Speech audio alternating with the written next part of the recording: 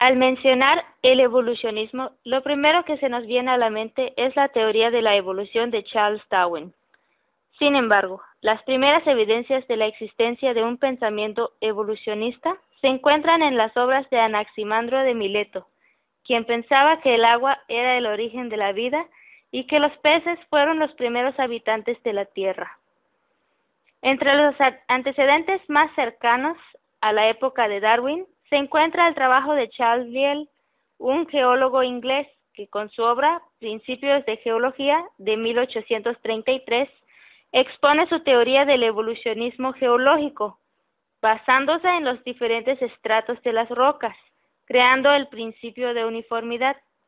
Lyell fue una influencia directa para el evolucionismo de Darwin.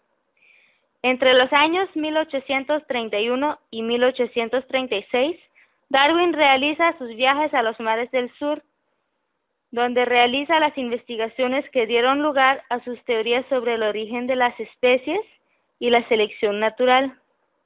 En 1851 publica su famosa obra El origen de las especies por la selección natural o la conservación de las razas favorecidas en la lucha por la vida.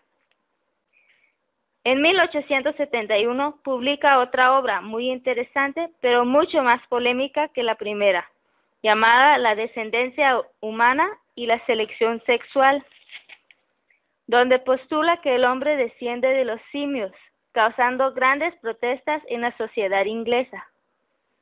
De las obras de Darwin, quizás sea La expresión de las emociones en el hombre y los animales, de 1872, la que más influencia tuvo en la psicología. Al comparar el comportamiento de los animales superiores con el de los humanos inferiores, abrió la puerta a nuevos campos de investigación en la psicología, como son el funcionalismo americano y el conductismo, la psicología comparada, la psicología clínica y psiquiatría moderna, la psicología evolutiva, la pedagogía moderna y el estudio sobre las diferencias individuales. Herbert Spencer fue el hombre que logró filosóficamente integrar la teoría evolutiva en la psicología. En su obra Principios de Psicología de 1885, postula que la mente puede ser comprendida como algo en evolución. Para Spencer, la evolución es un cambio, donde la especie se va adaptando a las condiciones externas impuestas por el medio, y donde cada animal procede de cierta manera peculiar, y cuyas funciones resultan útiles para su sobrevivencia. Además, considera a los reflejos como las reacciones más simples, inflexibles, indiferenciadas y groseras de los animales. Este nuevo pensamiento evolucionista baja al hombre de su puesto privilegiado como ser superior, centro del universo, y lo coloca entre los animales. Ahora es un ser de descendencia simiesca. Esto abre la puerta a la psicología comparada o animal, donde se desarrollaron varias escuelas muy diferentes entre sí, destacando la anecdotista, la instintivista, la experimentalista, la mecanicista, genetistas y ambientalistas y los etólogos. Los anecdotistas basan sus investigaciones en anécdotas sobre ciertos comportamientos de animales domésticos y consideran que los animales poseen cierto grado de inteligencia. Pero debido a la dudosa procedencia de sus evidencias, sus conclusiones no pueden ser aceptadas tan fácilmente. Entre sus principales representantes se encuentran Darwin, Sir John Lubbock, George John Romanes y John Warden. La escuela instintivista estudia el instinto animal. Intenta establecer los límites del instinto, es decir, trata de averiguar qué conductas son específicas y hereditariamente transmitidas y qué conductas corresponden al imprinting o a la imitación. Fue Douglas Spalding quien introdujo la experimentación a este campo de la psicología, privando a pollitos recién nacidos de la compañía de sus congéneres, para poder observar su comportamiento sin la interferencia de la imitación. La escuela experimentalista basa sus investigaciones en experimentos observando animales en su medio ambiente y controlando variables. Postula que las reacciones adquiridas de los animales las consiguen por ensayo y error y refuerzo de reacciones exitosas. Entre sus principales representantes se encuentran Conway Lloyd Morgan, E. L. Thorndike, Leonard Trelawney, Hobhouse, Small y Pavlov. La escuela mecanicista fue iniciada por Jacques Loeb, un biólogo alemán, quien formula la teoría sobre el tropismo animal desde un punto de vista mecanicista. Se inclina a la psicología de la acción, ligándose a la fisiología, física y química. Loeb afirma que solo los animales más bajos parecen no poseer conciencia psicológica. Los genetistas y ambientalistas creen que el factor dominante de la conducta es el ambiente y que la genética juega un importante papel en los patrones de conducta. Sus principales representantes son Tolman, Tryon, Jeffers, Heron y Thompson, quienes se basaron en los experimentos de la cruza de ratones con habilidades específicas para llegar a sus conclusiones. Los etólogos se centran en el estudio del comportamiento animal no aprendido, es decir, el instinto. Recogen información del comportamiento del animal durante toda su vida, para así poder realizar un etograma de su especie.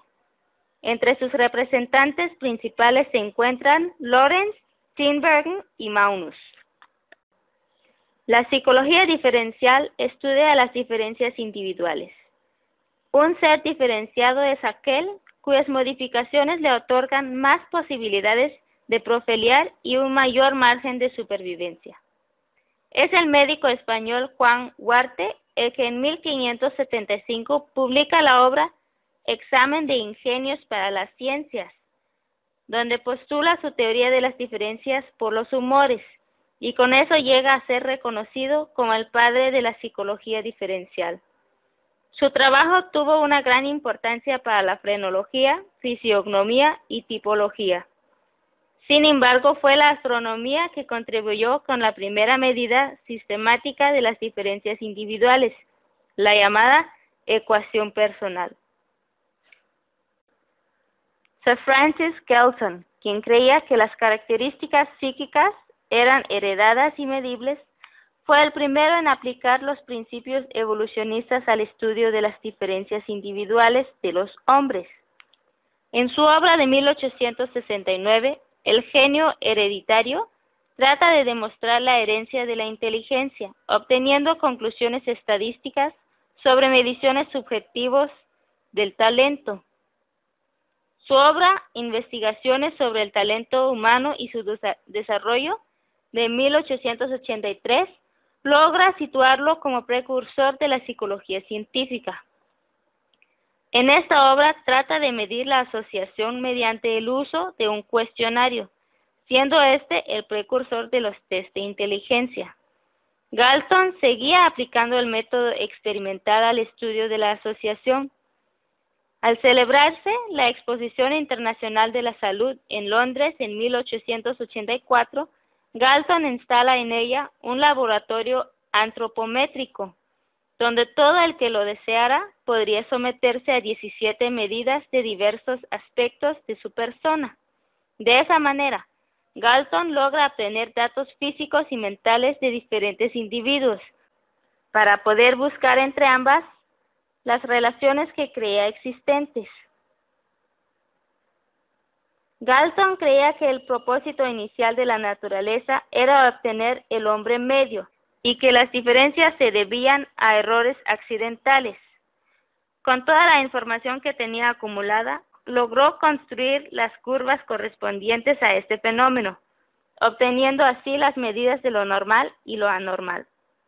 Charles Spearman, inspirado en la teoría de correlación de Galton, formula la teoría de los dos factores, donde postula que el grado de cada habilidad depende de un factor general y de otro específico de esa habilidad concreta. Louis Leon Thurstone y su esposa Thelma Quinn desarrollan un método para detectar los factores de la inteligencia, a la que llaman la técnica del análisis factorial múltiple, donde aíslan 8 habilidades mentales primarias. James McKean Cattell fue el primero en aplicar el término test a estas aplicaciones prácticas. Alfred Binet fue el primero en publicar un test de inteligencia junto con Simon en 1905, conocido como escala de Binet-Simons.